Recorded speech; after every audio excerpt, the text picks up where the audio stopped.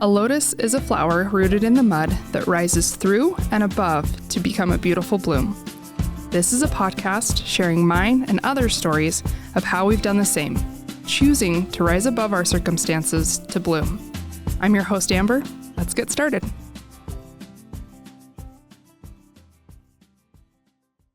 So this is my friend, Jed Elton, but I like to call him Jed Elton. That works. We've known each other for a while now, it feels like. Well, we have this whole joke between us of Ben's girlfriend versus Ben's wife. Yeah, Ben's wife is way better than Ben's girlfriend. Oh, yeah. Because Ben's girlfriend, you just heard about her. She didn't show up. Yeah, she never showed up to anything. Yeah. Never even met her. I love how you're like, we even questioned if she was real or if Ben made her. This is true. This is true. You know, we did a few things with Ben and he talked of this woman, but she was never real. Yeah. And then he got married and then his wife started showing up and she's a pretty special person. You know, she's way better than the girlfriend. Yeah, definitely. But yeah, we've known each other you and Ben have been in different coaching groups together, and eventually made it into We Are the They. Mm-hmm. And that's, I think, where our friendship really clicked. Honestly, though, that was the group that was like forcing you guys to really go through some deep stuff together. So it makes sense that that's the one that. Yeah, it made a community that you was either in or out. There wasn't really a gray line. Mm-hmm. And so when we both chose to play all in, you know, it forced our friendships to deepen and that brought our families together, you know, because if you're working on yourself and, you know, with a community like that, your family is your community. And so it all just kind of comes together. Mm-hmm. Yeah. It kind of became like we've gone on vacations together and I remember talking to Candace and I was like, honestly, I don't really care about anybody else on this vacation. I just want to hang out with you guys. But, it was kind of interesting. I was thinking about this actually because Ben signed up for it and I 100% believe that he did not know what he was getting himself into when he signed up for it. I think he knew it was just going to be like this men's coaching group and it was going to be cool and maybe it was going to be a level up from anything else that he'd done before. And I remember when he signed up for it, he had told me about the group. Yeah, this guy Jimmy that I know, he told me he's creating this group, seems pretty cool. I'm like, oh, that does seem cool. And then a month or two later, he's like, so here's my schedule for all of the retreats that I have to go on. I'm like, what, you already applied for the group and everything? He's like, yeah, and I got in there. I'm like, of course you did. Yeah. But it was really interesting to see how, I think in the beginning, he was just like, yeah, I have these calls and I'll go to this retreat and this seems like a lot. And then to see the change that it created in him. And now he's like a completely different person. I think we both are, honestly, because him being in that pushed me to then also take part in all the groups, the coaching and stuff that I've done in self-development. But yeah, I was just thinking about it. Now he's like, I remember when he started We Are the They and I was getting into like crystals and energy and stuff. And he was just like, whatever. Okay. And then we'd never done breath work before and all this stuff. And then now he's into all the things. Oh, yeah. Like way more than me, even. He's doing research on it. Our Tesla has synced to his Audible. I was scrolling through all of the books and I was like, whoa. Yeah. And I went back a little ways and it was like all business. And then now it's switching to all types of like energy and manifestation and and then occasionally there's like a little business sprinkled in there, but yeah. His passion has shifted. Looks like his where he spends his intentional time is different. Oh yeah. Yeah. And not just where he spends it, but how intentional he is about it. For sure. I remember, this is going to turn into a podcast about Ben. Yeah, which is fine. But I remember when we decided we were going to start trying for kids and we had a conversation about like what some of our concerns were. And I had to schedule time with him to be on his calendar so that we could have an hour to talk about some concerns that I had. And he told me to come prepared with my questions so we weren't wasting time. Yeah. And very structured. Yeah. And one of the things was what his work life was going to be like, because I didn't want our kids to be begging for his attention and he was too busy working. Yeah. And I think he's definitely taken that seriously. Oh, for sure. That's his biggest priority right now. But it's really fun to watch him. It has been really cool. You know, to be a passenger in his boat's pretty fun. Mm-hmm. Yeah, it's been really, really cool to watch. And just the way that he tackles, takes things on. Mm-hmm. But all of that being said, I've noticed that change in him. And I've noticed, even just being your friend, a lot of change in you. And I didn't really know you before We Are the They. Yeah. So do you mind just sharing first share a little bit about yourself before We Are the They, and then like what you've been through since then. So before We Are the They? Mm-hmm. That was a whole nother lifetime ago. I know, right? But before We Are the They, I had spent my life in the construction world. And I was in like the heavy civil construction, like excavation type world. And I owned an excavation company, and it was pretty fun. You know, it was doing really well. Mm-hmm. And, you know, we focused on like new residential development. And so we'd go take a farm field. And then when my crews would show up and go to work, it was a regular farm field. And then when we left, it would be asphalt, curb and gutter, you know, sidewalk, street lights. Nice. And you know, ready for homes to come and be built. Mm-hmm. And so we did that transition from the one that everybody complains about the most, you know, taking away all the open spaces and converting them into homes. Yeah. You know, that's where, you know, we spent most of our energy and time, and that was my specialty. That's what I've been doing. I did it for 28 years. Wow. And so it was a whole lifetime. And I had attached, like, it was my identity. It was who I was. Mm-hmm. You know, I was this dirt guy. I was the pipe guy. I was the track hole guy. And you know, my phone always rang, mm-hmm. you know, with people that had needs or questions in that space. And so it was what I had thought is who I thought that's who I was. Yeah. And so, yeah, that was before, you know, We Are the They. And we had, Candace and I, my wife, we had always been into like self-development and business mm-hmm. development and trying to do things better. So we'd always been part of groups and part of things to make ourselves better. Mm-hmm. And then it was, I get the years mixed up. I know, I'm trying to think. August of 21. Yeah, because Ben joined, it was that following winter, and we got married in 21. Yeah. Yeah. And so in August of 21, I had a dear friend. She was a PA, and she'd been begging me for a long time to do my blood work and have a look at my health because I lived a pretty fast life. Mm-hmm. And she was concerned about my health, and I was like, there's nothing wrong with me. Yeah. And I was actually down visiting her one day with Candace, and I said, hey, you know, while I'm here, go ahead and stab me.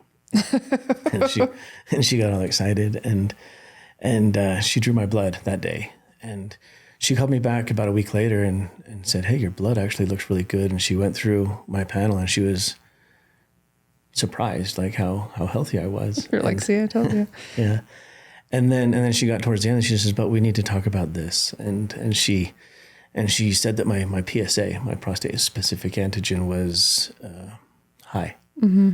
And she wanted to refer me to a specialist to go have it looked at. And so, you know, when she told me that, you know, like my father, he had went through prostate cancer. Mm-hmm. And so I knew what it was. Mm. And so it wasn't something where you were just like, oh, whatever, it's not that big of a deal. You knew how big of a deal it was. Yeah. Yeah. And so we went and started doing some testing, and we spent that summer and that fall, like talking to anybody that would listen, and talking to a bunch of different doctors, having all the tests done, all the exams done.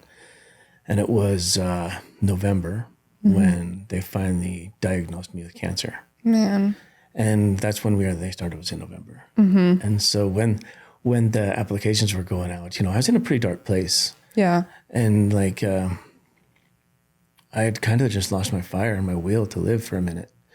And Candace, like when Jimmy put out the post to join, We Are the They, Candace sent it to me and she's like, you should do this. And I'm like, it's selective. He's never going to choose me, Yeah.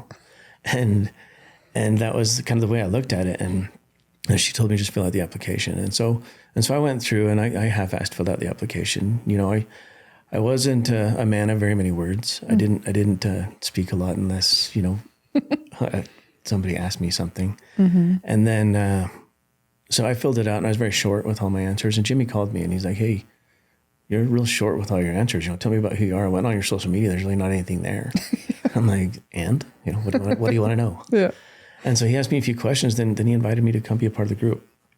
And so then Candace just encouraged me just to go live. Mm-hmm. And so, I'd just been diagnosed with cancer, with prostate cancer. And then, joining the group of, I didn't know what to expect. Yeah. And so that kind of shifted everything, in my life. I just was starting to go through like,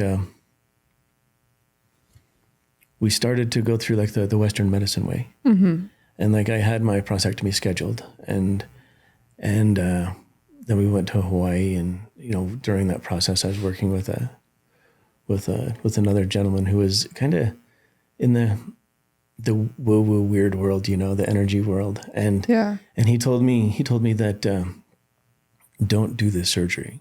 Yeah. He says, can you give me 6 months? And I'm just like, what's 6 months, whatever. Yeah. And so I decided to postpone and cancel my surgery and give this a chance to go down the holistic route. Had you ever done anything the holistic route? Like, was a holistic approach super new to you? Yeah, it was all brand new. Yeah. It was all brand new. And so like we started working with this gentleman and I started to see shifts in like letting go of emotions and processing emotions and letting go of things. And then, I turned into a full-time student of myself. And I spent more time working on myself than I did on my business, and, like when I was running my business, like 100-hour weeks were normal. Yeah. Like it was always work. It was always like, that was my life. Mm-hmm. And then, as I started to go through this, I started to let go of anything that caused me stress. Mm-hmm. And there was a part when I came to my company and I unplugged from it. And then I ended up just liquidating it and letting it all go. Yeah. And just taking all of my focus and all of my attention into creating a healthy body for me. Yeah. And super selfish approach, but like for what I did and to where I am now, to who I was then, it was 100% worth it. And I'd do it all over again, but I'd do it more. Yeah. Go full throttle. Yeah. I think when you were talking earlier and you were saying that with your business, you just kind of took it on as your identity. That's who you were, as you were the dirt guy. Yeah.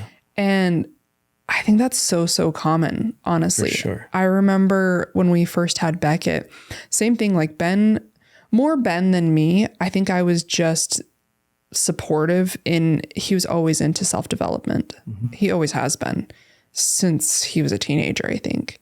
And for me, I mean, I didn't really understand what self-development was.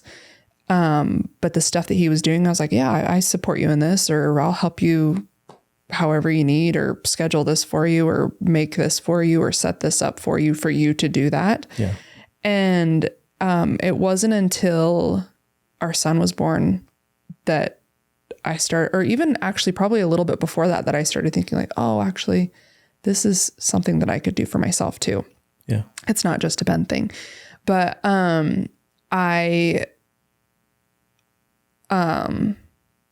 was my thought going with that? You had said, identity. No, when we had Beckett, that was probably the first time that someone had actually questioned. Ben and I went on a walk and he's like, I don't want you to get lost in being a mom. I don't want it to be our kids are moving out of the house and you have no idea who you are, or what you want to do with life, and you're starting over. So it's really important that you're doing stuff for yourself. And I was really glad that he said that, because I had actually been thinking about that for probably 2 or 3 days beforehand of like, who even am I now? Who is this person? And especially because Becca was 8 months old. And so I had become a stay-at-home mom, and now we're 8 months in, and we're kind of, I feel like every few months after you have a kid, you're kind of come up for air and you're like, oh, this is the world. And then you resurface again. You're like, oh, this is the world. Oh, this is who I am. So here I am at 8 months, and I'm 8 months postpartum, and I'm like, wait a minute, but who am I now? And who was I before? And I think that Ben saying that really challenged me to redefine who I was. And I think that's, again, something that so many people don't even think about. Like, they just go through life thinking, these are the things that I do. This is who I am. This is me. Like, if you ask somebody, tell me about you, they list all of the things that they do instead of who they really are.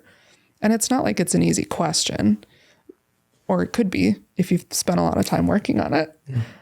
But I think that's really cool that you have taken the time to figure that out and define that for yourself. For sure. Yeah. You know, a lot of times when you go to a new conversation, or you're networking, or you're meeting new people, one of the first questions they ask is, what do you do? Mm-hmm. And I love when people ask me that question today, like, what do you do? And I'm like, I just live. And they're like, well, what does that mean? What do you do? Mm-hmm. And I'm like, you wouldn't understand. Like the answer that you're asking me for, it's so surface level that it doesn't matter. Mm-hmm. You know, because like, what is my job title? Like, what is like, is that's just a hat that I wear, you know, for the hours that I go to work. But that's not who I am. Yeah. And so like, it's challenging, but that's one question I often ask people is like, tell me about you. Mm-hmm. And they start telling me about their job. And I'm like, no, I don't give a shit about that. Tell me who you are. Mm-hmm. And I want to know, like, are you a dad? Are you a brother? You know, are you like, what is your passion? Like, when you wake up in the morning, what are you thinking about? It's like, what makes you want to go? Like, where does your passion lie? And there's seasons of our life where it is work, and that's fine. You know, as you're coming through your 20s and early 30s, like that passion, that drive, go create, go out there and beat the world with the business side. Go beat it down and make it so you can relax. Mm-hmm. You know, but that's not who you are. Like, who's the passion that's driving that to create that business? Like, what are you doing it for? Mm-hmm. What's your why? Yeah. It's such a bigger question. Like, what do you do is a silly question to me. That's one thing too, actually, that Ben mentioned about in conversations, like when you guys would be at retreats, and he's like, one thing I appreciate about these guys is those surface level things of, you guys end up talking about business and stuff, but when the first thing is talking about passions or talking about your life, not what do you do? And Ben realized that in conversation of how surfacey that of a question that was. And when he said that, I started to pay attention to some of the conversations that I was having with people and it gets to the point where you get so used to having these heartfelt, beautiful conversations that now when I meet people, if the question, I don't know, it's kind of like this grading of how long can we go without asking, what do you do? Yeah. You know? Or how long can you just avoid that question? Yeah. And just go straight into. Yeah. Just to find out who people are. Exactly. Yeah. Yeah. So you went into the woo. And I mean, I know the end story of how this all played out, but do you mind just sharing a little bit of how that diagnosis played out and some of the things that it led you to discovering about yourself and sharing with others? Sure. How much time do you have? Well, we're only 20 minutes in. Yeah. As I started to explore within like the inner canvas of myself and like seeing like what causes ailments and sicknesses inside of your body, you know, there was a lot of shock, and there was a lot of like dumbfounded moments where like, there's no way an emotion can do this to a body. And to see like what an emotion can do, like how an emotion can come and harness and attach to an organ or to any part of your body and actually make it sick. And like just that the stagnation of energy that's caused by an emotion that's not released.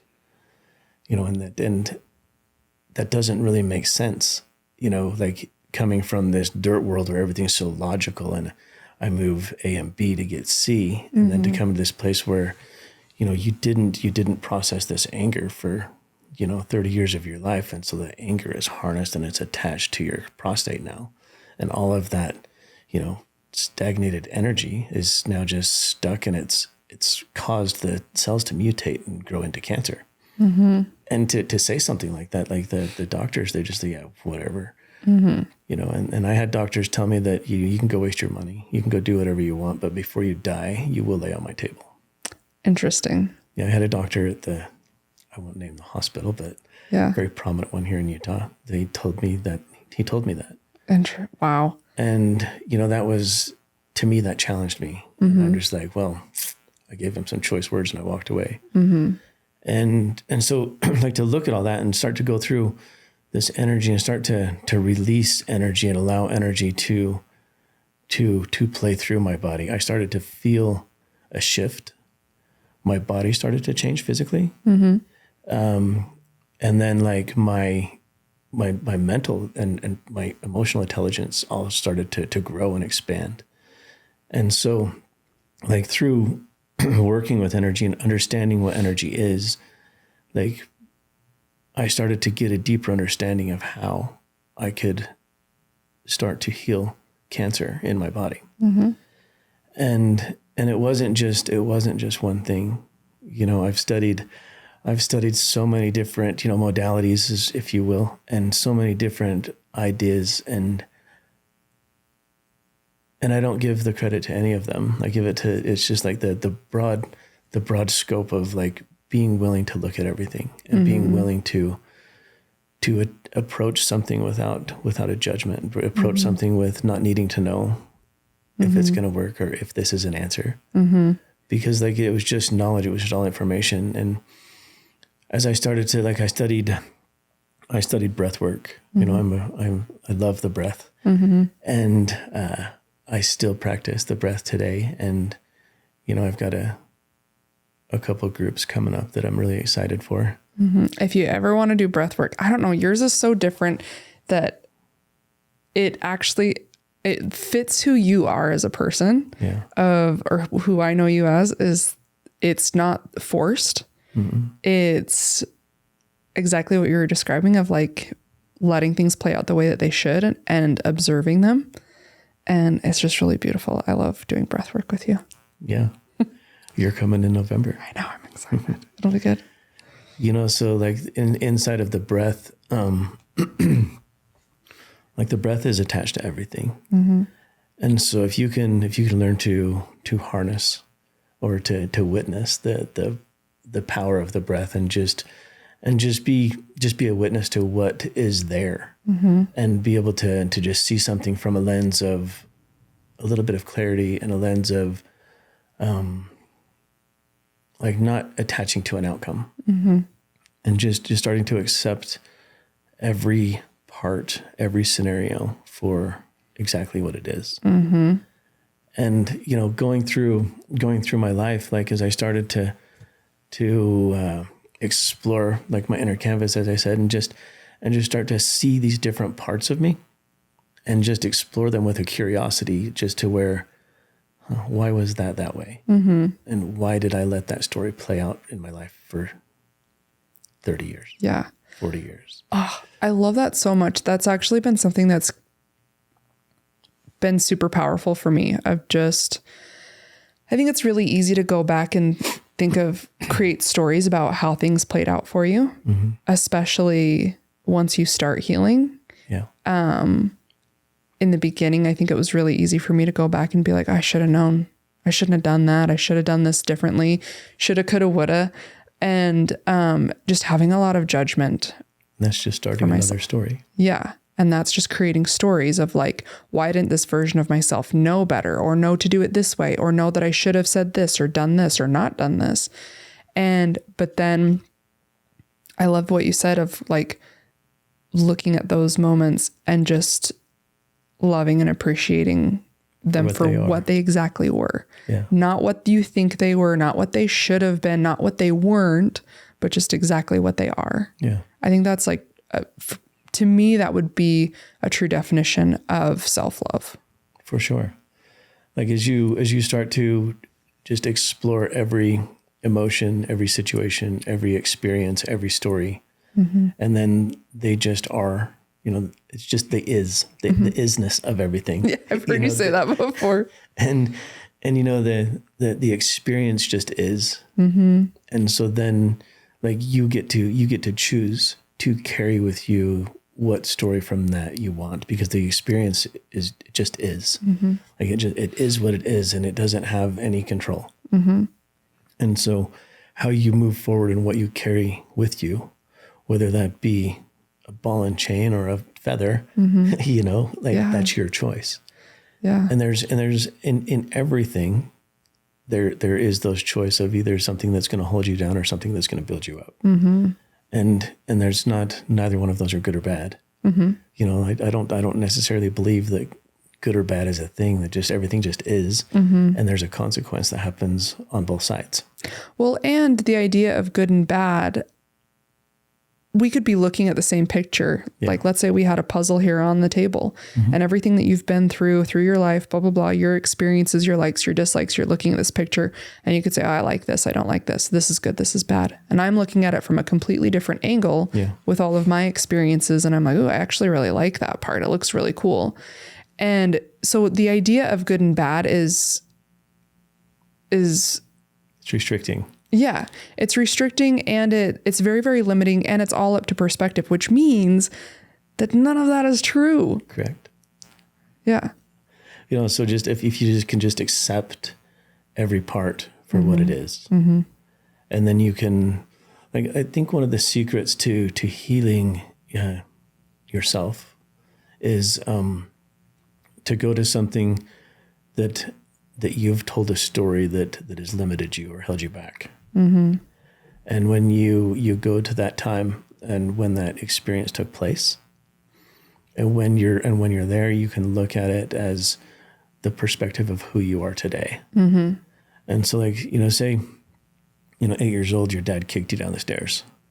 That didn't happen to me, but but just say that happened, and so you've went through your life and you've had this story of like what happened, and this limiting, restricting, like something holding you back of that experience. And then, like, if you go to it now and you can look back now and, like, you have an 8-year-old little boy and, like, you've been through the struggles of being that dad and having, what could have my dad been feeling in that time to make him do that? Like, did he have a bad day at work where him and my mom going at it? Like, did he not have enough money to pay the bills that month? Like, there's so many things that I couldn't see as an 8-year-old that I can now see as a dad. And so to look at it from that perspective, and then that gives you a little bit of grace, for the perpetrator of that story. And then from there you can look at, like, how having that perspective that you had your entire life, it served you in some way. Like, it made me, it made you more resilient. It made you more self-sufficient. Like, all of these good things that it created in you because you felt abandoned or you felt beat or whatever that was. Like, all those things served you in a way and built you up. And so now let's shine some light to those. Let's shine some light to the goodness that came from this situation that you've labeled as bad your entire life. Yeah. And so now you have the perspective of yourself looking at that from a different person, from like a dad lens, because, I have that knowledge now. And then looking at it from, like, well, all of these bad things, like, they actually served me and made me a lot better person in so many different ways. And so you can then look at that and be like, that wasn't that bad of a thing. Like, it's okay. Yeah. That experience happened so I could learn to be more self-sufficient, to be more motivated, to be more driven, to be more whatever the word is. Yeah. Like, all of that just is now, like, that's my story that I attach to things. Is like, I look at the light that came from the dark, because dark is just the absence of light, and there's light everywhere. And so dark isn't necessarily bad. No. It's interesting. I love that you're saying this. I actually had a process recently where it was about just kind of this battle between my mind and my heart, and how my mind was leading the way and taking over and overcompensating because it didn't trust that the heart could do it. Yeah. And so what was interesting is what came up is this visualization of, have you seen the triangle pegboard game where you try to jump all the pegs? Get it down to one. I love that game. So in my mind, I just had like this giant version of that game, and there were a bunch of pegs ahead and I was behind, it felt like. And so there were a lot of ways where I felt like, especially after leaving a religion and growing up with parents who weren't emotionally available, to teach me the things that parents should be teaching their kids. There were a lot of ways in life that I have for a really long time felt behind. And what was interesting is then I realized if you turn the pegboard, I'm actually right next to everybody. And if you turn the pegboard again, I'm actually ahead of other people. Yeah. And so it was like, okay, of all of these ways that I feel behind, how have I tried to compensate for those so that I felt like I was catching up? What has it taught me? And some of the things it taught me was I love learning. I love asking questions. I love getting to know people and showing compassion for people who might be going through something that I feel like I can relate to, and all of these things. And those are things that I actually really love about myself, that I consider my strengths. Yeah. And have I witnessed other people try to learn those things or appreciate those things about me? Yeah. So maybe I'm teaching them these things that I've had to learn this way. At the same time, I'm learning things from them that I didn't get to learn. And it's this cyclical thing of how we're just learning from each other, and how something that we feel like is our weakness has created all of these strengths in us that then become some of our favorite attributes about ourselves. Absolutely. But I love that outlook of like, it's just this pegboard that if you turn it, you may think you're behind. Oh, but really you're side by side, you're working as a team. Oh, but actually in some ways you're ahead of other people. Perspective. Yeah. Yeah. Yeah. That's cool. And then I love what you said about like shining the light in the dark, because I don't know. I think when people look at things as this black and white, that's where they get stuck. But I love the idea of appreciating both. If there is black and white, can you appreciate the beauty in both? And then they become less stark, I guess you could say. Yeah. As you accept the dark for the dark and the light for the light, like everybody loves a good sunset, right? And that's just the transition from the light to the dark. It's just this beautiful phase that happens in between the two. And if it was always just light, you wouldn't know what a sunset was. And so like, welcome the dark, welcome it, because there's so much growth that happens in the dark and the shadows, like the seasons of life, we're changing in seasons right now. We're going into more of a dormant. We're all kind of starting to nest and go indoors. The trees are losing their leaves and they're starting to focus on their own roots. And, we as humans do the same thing. And so just embrace the season for what's coming. We're going into a dark season, a healing season.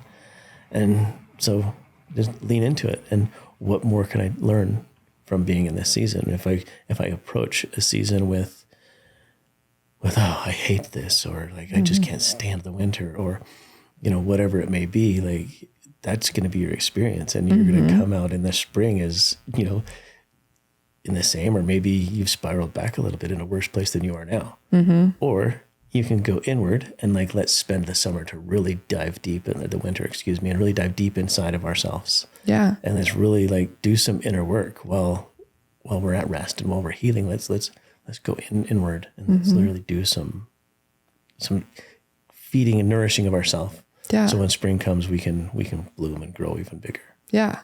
Well, and it's also looking at the situation of, if this is something that you always find miserable, then it's going to happen. Yeah. Winter is coming.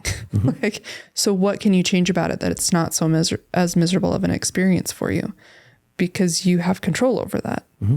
And so what are the steps that you can make to make that actually something beautiful and beneficial? And and it doesn't have to, we were talking about this in the car too, about, it was a little bit different, but like making these drastic changes of when you find out something, being like, oh, well, I'm going to do this whole overhaul and I'm going to change this and change this and change this. And that's just not sustainable, because it's not who you are. But even if it's like these subtleties of like, yeah, you know what, this season, I'm going to read this book, or I'm going to think about this thing, or I'm going to ask myself this question, or if you introduce one thing, it's not, a lot of times people get hung up and restricted on, oh, you're taking things away from me. Mm-hmm. But what if you just introduced one new thing, not like, let's take health, for like, if you take away, like, okay, you can no longer have sugar. Mm-hmm. You take that sugar away from somebody, they go into panic, and all they think about, all they see, and all they want is sugar. And they feel bad when they do have sugar. Yeah. So then you've brought in guilt and shame. So why don't we just add a serving of fruit every day? Mm-hmm. Let's bring something into your life. Because what is a serving of fruit? That's just straight sugar. Yeah. But let's bring that in. And so your body is getting the fix that it wants from the sugar, but it's happening in a different way that's actually better for you instead of all this refined stuff. Right. And so you grow and you expand by bringing things in. And then as you're continually filtering with new and better things that are more wholesome and good for you, as whether your mental health, your physical health, or your emotional health, you're bringing all these things in that are new and nourishing and better. Mm-hmm. And, the bottom 10% is always being flushed away. It's always leaving. And you have to make a choice to pick those back up again, because your body doesn't need it anymore. Your mind doesn't need it anymore. Your emotions don't need those attachments to all these stories anymore, unless you keep picking them up. Mm-hmm. And so like, that's a choice that you make. Yeah. And so just allow that process to happen, because it's a natural thing that you're continually flushing the bottom 10%. Mm-hmm. And if you're growing and expanding in a faster rate and bringing in all these new things that are nourishing your physical, mental, and emotional health, then you're going to be better. You're going to heal, in all aspects of your life. Yeah. Well, and the other thing too that I appreciate about that, and you kind of mentioned it, of like how you went to all of these different modalities, is recognizing that what works for somebody else might not be the right thing for you. Yeah. And so it's all about figuring out taking this little, okay, well, and we use food as an analogy, but like, okay, well, I really like raspberries, but I'm not too big on strawberries. And everybody says strawberries are really great, but I'm just not too big on them. And I've given it a shot. I'm going to stick with raspberries. And, just kind of taking what you need out of it that really works for you, because that's the whole point of, instead of taking this, well, so-and-so went and did breath work and it really worked for them, and I really like the progress that they had and how they emotionally matured and were able to handle all these things. So that's what I'm going to do. And then if it doesn't work, I think that a lot of people, or I've had this tendency to be like, what did I do wrong? Why isn't this working for me? Instead of it being like, okay, well, I appreciate this out of that, and I learned this from that experience. Let's go and figure out something else. Just stay curious. Yeah. Keep exploring. And, like I'm going to stay curious until the day I die. Mm-hmm. I'll be well over 100 and still be wandering around with curiosity, trying to figure things out. I love it. and that's like my goal is like, I meet each day with the curiosity of a 4-year-old. Mm-hmm. Like my grandson, he's 4, almost 5, and him and I have the deepest conversations of probably most of the people I talk to. Mm-hmm. And we go to all places of all the universes and everywhere, like there's nothing off limits. Yeah. Because imagination is free. And we just travel those with curiosity, and we try to like, what are we going to learn today? Mm-hmm. And I spend days with that mentality of a young child, and just like, what can I learn today? Mm-hmm. And just every morning I wake up with a curiosity to learn something, and I have no idea what it's going to be. but I'm open, and I'm looking, and I'm when it comes, I don't shut the door. I stay open and like, okay, this is weird, but all right, let's go. Sometimes it challenges what you might have previously thought or believed. Yes, regularly. Regularly. But I think that's, again, where it's beautiful of like having that open curiosity of like, this might challenge me. This might make me question what I've thought my entire life. I saw this, I think it was like a bumper sticker or something years ago. I was like 12, and it was, what is it? Not everything you think is true. And so, and it's so wild because I remember seeing that and being like, what does that even mean? But it stuck with me all these years of like, oh, what if I have thought this my entire life? And then it could be different. Yeah. What if there's something else out there? Yeah. And I think that happens a lot. You know, like we get stuck in a story as truth, and that's true to us. That's true to me and my story and my experience. That was the truth that happened. But, you know, to somebody like you, the way you grew up, a lot of the truths you see, like I look at those and I'm just like, that's wacko. You know, that's not, but that's not truth in me, but that doesn't mean it's not truth in you. Right. There can be, two truths can be in parallel. They can be, you know, we can all have our own truth. I think that's another thing too. I was thinking about this lately. I've thought about it a lot as far as like conflict with people. And I think where conflict comes up is when we stop recognizing that what the other person is feeling is true for them. Yeah. Because I can't tell you how many times I've been in a conversation with somebody, or if Ben and I have been in an argument, or a friend and I have been, or my mom or somebody. And you're just arguing about actually you and Candace had we had a whole conversation about it one time about, you're both arguing that you're right. And if you can recognize, okay, you are right. What you believe is true for you. Yeah. And what I believe is true for me. And that doesn't mean that either one has to be wrong. No. It takes away a lot of the fuel from that fire, I feel like. It does. What was the thing that you and Candace came up with though, there was something along those lines, and it was like something about being a team that I really loved. Oh, what's coming to go ahead. I remember. It was that remembering that you're actually on the same team. And so even though you're both arguing maybe opposite points, if you remember that you're on the same team and the whole point is to stay on the same team. Yeah. Well, if you look at that as like a football team, since you're wearing my Chiefs, you know, like the offense and the defense of the team are the same team, but they have completely different objectives in the game. Yeah.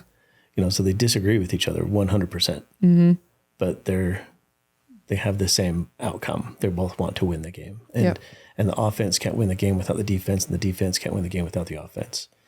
And so, like, as you look at relationship in that way, you know, like Candace and I, we disagree on almost everything, and that's okay, because like I'm an individual within myself, and she's an individual within herself, and then together we come together and we create a third person that's the us. And inside of this us, you know, we have compromises, and we have places where I'm letting go, and places where she's letting go. You know, because you know, like on the football field, it just doesn't work if the offense stays out there the whole time. The other offense is going to smoke the offense. When there's offense against offense, like the offense will not play a very good defensive game. Going on. You know, and so let's compromise, and let's back out, and let's pull our star, you know, quarterback out, and let an outside linebacker go in and like smash the next quarterback. Like it's part of like how it works is like compromising and letting go so that you can be a stronger us. Yeah. And yeah. I love that. A method to the madness. Yeah. Let's talk a little bit more about what you're doing now. So you're still doing breath work. What are some other modalities that you've looked into as well? Oh man. A lot. Yeah. I've studied a lot of herbs. I play a lot with the plants, and I have a lot of passion, you know, in that I plant weeds in my garden, is what people say. And it's okay, you know, cause like I make little tinctures and stuff out of them. And I really enjoy that. Like if you ever get on a Zoom call with me in the back of my desk, I have this little apothecary that I've built, and, you know, I'm slowly growing, you know, all these different herbs and spices to help with ailments and stuff. And I have a deep passion for herbs and plants. I love it. And so I do a lot there's kind of two doors right there, you know, like there's the herbology, and then there's also the plant medicine. And I play in both of those worlds, and I have a deep passion for both of them. In the plant medicine world, I facilitate, plant medicine experiences, and, Candace and I do that together, and it's a very healing space. Mm-hmm. And inside of my personal journey, like I accredit a lot of the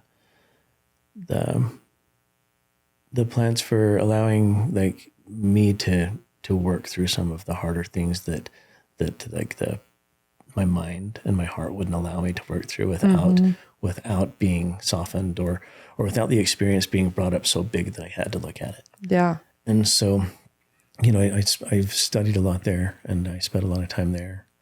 Another very deep passion of mine is traditional Chinese medicine, Qigong. Mm-hmm.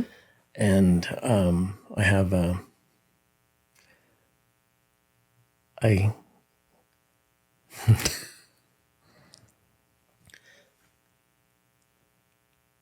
yeah.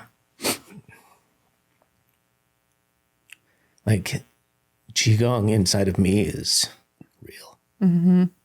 And it's alive. Mm-hmm.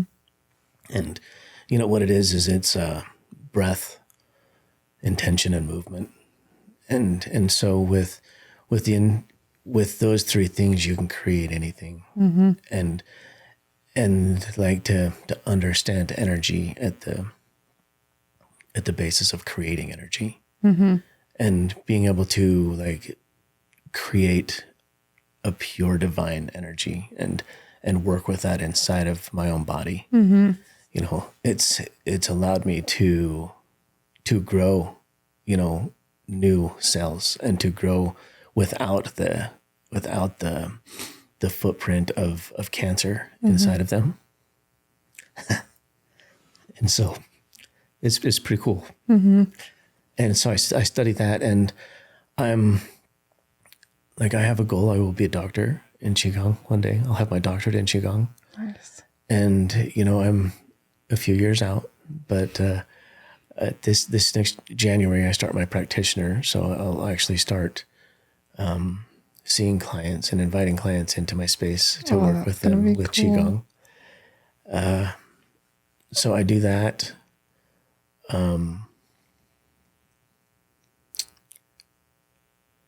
One thing that I do that I never thought I'd do is like I coach people, mm-hmm. and it's something that I never seen myself as a coach, as a mentor, mm-hmm. but a lot of men and women both have seen like a transition in me, mm-hmm. and it's attractive, and they pay me for it. Who knew? Yeah, they pay me to sit down on a Zoom call, and talk. And just share like my perspective and my experience, and how that relates to them is very healing. Mm-hmm. And so, that's something that, I spend a few hours a week with clients and talking like that. And I really enjoy that. Yeah. Well, you're really good at it. I think that's one of the reasons why Ben and I enjoy yours and Candace's friendship so much. Mm-hmm. Is the conversations that we have, and especially your outlook on things is just, you have this ability to break things down so simply and so lovingly. And I say that meaning pretty much what we've talked about of like, okay, here's the situation. Here it is, simply the situation.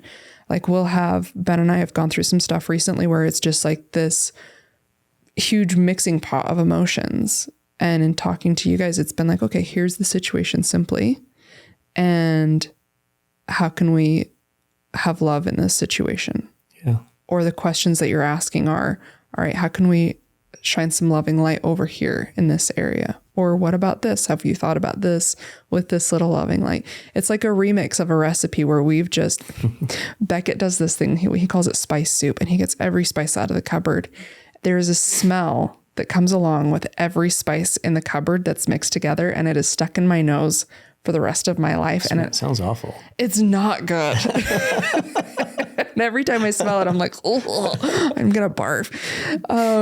And that's what it feels like sometimes, especially like what Ben and I were going through, is it just felt like we had taken every spice from the cupboard and just dumped it in. And it was like, okay, well, there's some water in here. So let's get a filter and we'll get all those spices out and let's bring it back to the water. And then let's figure out how to remix this with things that we do like that were already in there. The spices that we already know are in there. And we'll put it back in this water and create something that we love. For sure. And I feel like that's something that we enjoy just in conversation with you guys, especially with you. Well, thank you. Yeah.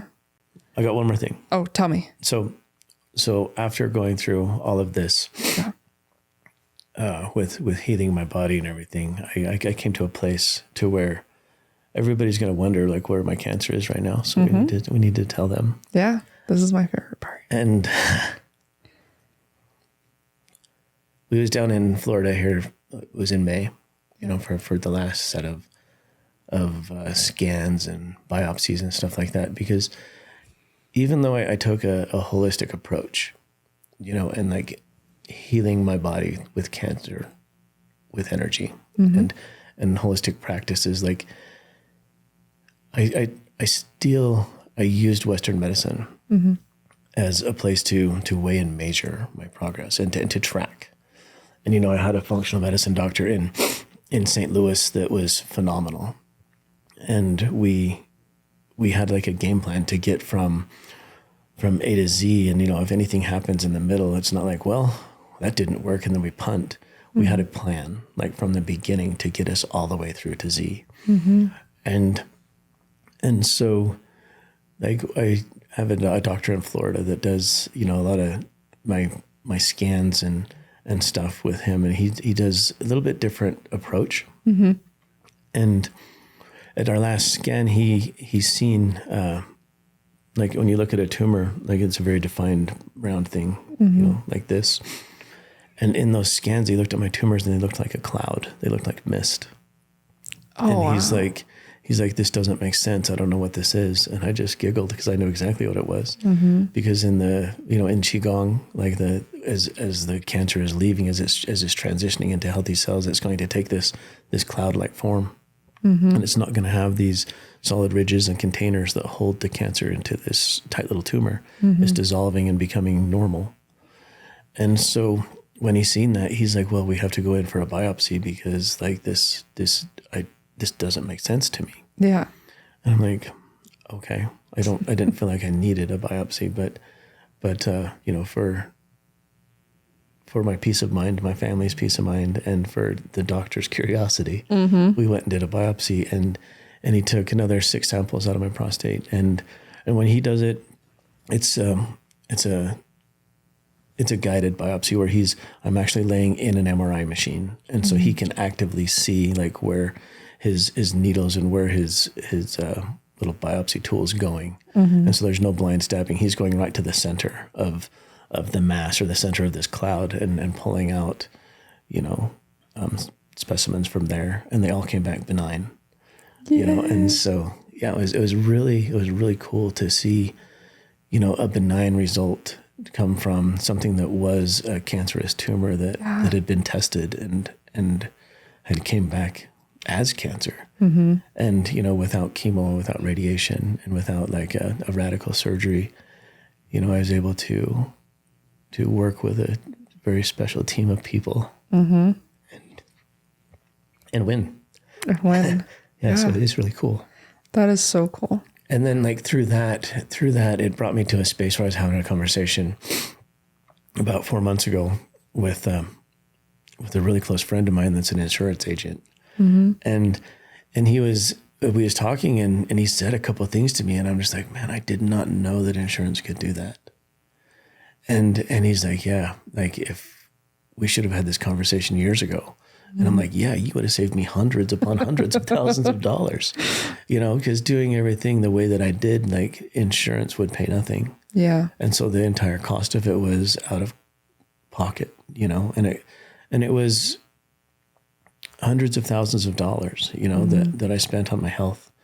And, but with talking with this friend of mine, he's now an insurance mentor for me. And like it created a new spark inside of me.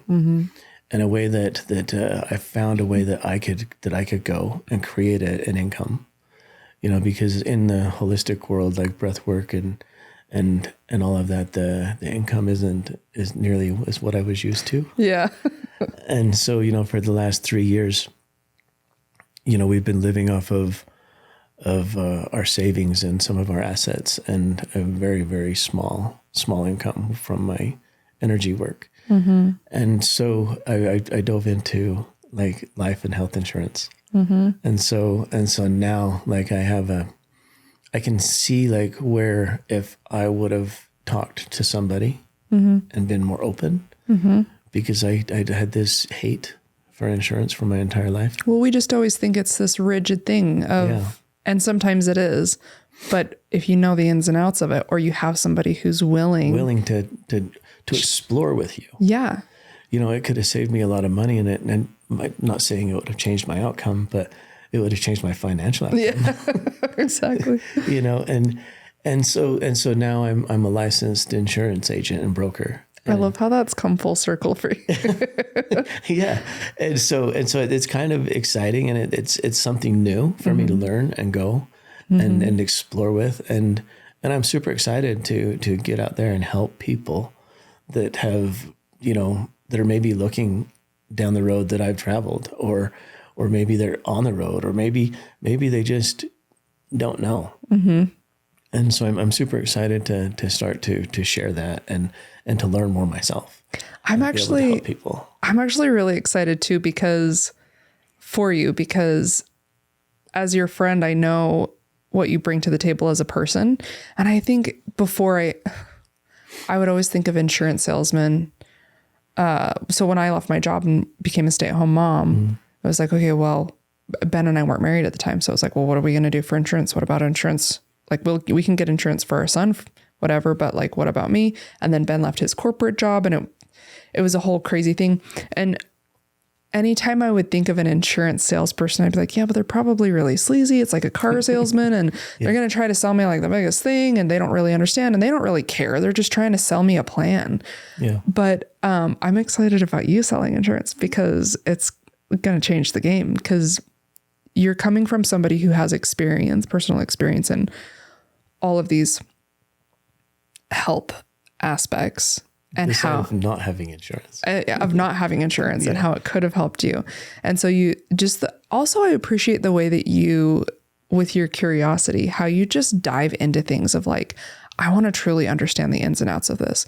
And so I just know that you're not the type of person who's going to be like, yeah, I'm not really sure how this is going to pan out for you in this situation, but it's a good plan, so you should take it. Like, yeah.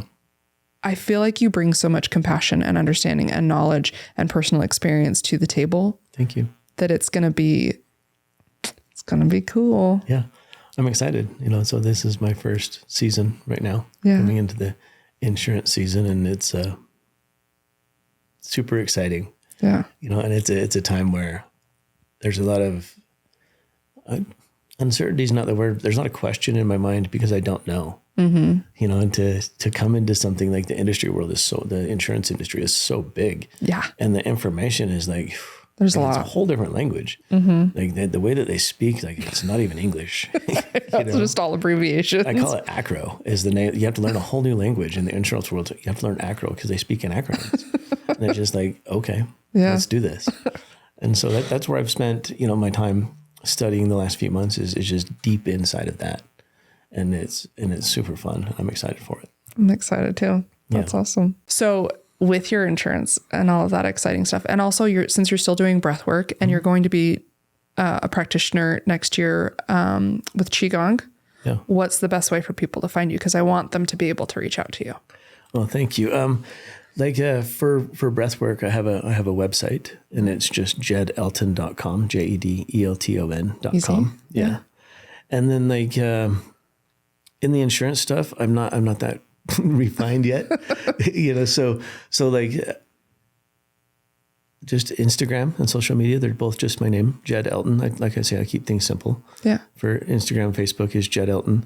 And, you know, you can reach out and DM me on either one of those, and I will respond. Mm-hmm. And so that's probably the best way to get a hold of me right now. And even though you're not feeling like super well versed quite yet in the insurance, I think with what you have learned, you're a good source for questions. Oh, for sure. I would love to sit down and answer anything. And if I don't know the answer, I'll be the first one to tell you I don't know, but I have mentors who do. Yeah. And so we'll get on a 3-way call, and like, I'm not going to bullshit you through anything. We'll be real and raw. Cool. Yeah. So Instagram and Facebook, Jed Elton, and then jedelton.com for breathwork. Yeah. Awesome. And I'm probably going to work with Ben on integrating the insurance into that same website. I think that would be a good idea. You know? And so the Qigong. All me in one place. Yeah. And Qigong, that'll come out, after the first of the year, once I start into my practitioner year. And so we'll probably keep everything pretty simple on one website. Easy peasy. I mean, this is Why me. not? This is where I'm at. Come get me here. Yeah. Yeah. Makes it easy. For sure. Cool. Okay. Thank you. Yeah. Well, so the one question that I like to ask everybody before we finish is, with everything that you've experienced, what's something that you would like to share with somebody who might be going through something similar to maybe help them? You texted me that question last night, and I thought about it, and I'm like, oh, hell, I don't know. And then I woke up this morning, and I was still thinking about it a little bit. And as I was driving down here, like, my thought was, everything is not black and white. And so, like, if you get a health diagnosis, if you get fired from a job, if you get like anything that disrupts your pattern of life, it's not black and white. So can you find curiosity in that moment? And in finding that curiosity in that moment where it's so dark and so heavy, like, it softens everything. And so just that's my invitation to everyone. Like, when you get hit, when you get knocked down, like, just find curiosity and explore, because just because a doctor says, like, this is the only way that you can heal your body, like, that's right. That's his truth. Like we talked, because he's taught and he's trained and he's very, very good at what he does inside of his controlled environment, inside of his parameter. But there's a whole another world outside of his world. And so can you get curious? Can you have enough courage to tell him no? Can you just find that courage inside of yourself to be curious and explore and go find what fits you? I love that. That's what I'd say. Oh, that's so beautiful. Thank you so much, Jed. Thank you. I'm glad that we finally got to have this conversation, because I've been wanting to have you on for a while. So, yeah. Well, I mean, it's been interesting because I had you and Candace on in the very beginning, and this feels like a completely different podcast for me now. So, well, we can talk again in 6 months, and it'll be a different one then. Exactly. Because I have no intention of staying the person I am today. Same. Let's do it. Our new versions can meet again. I love that. Okay. I love you. Okay. Love you too. Thank you. Oh, that was so good. Hey, thanks for listening to this episode. If you liked what you heard, please remember to subscribe and go leave a review on Apple Podcast.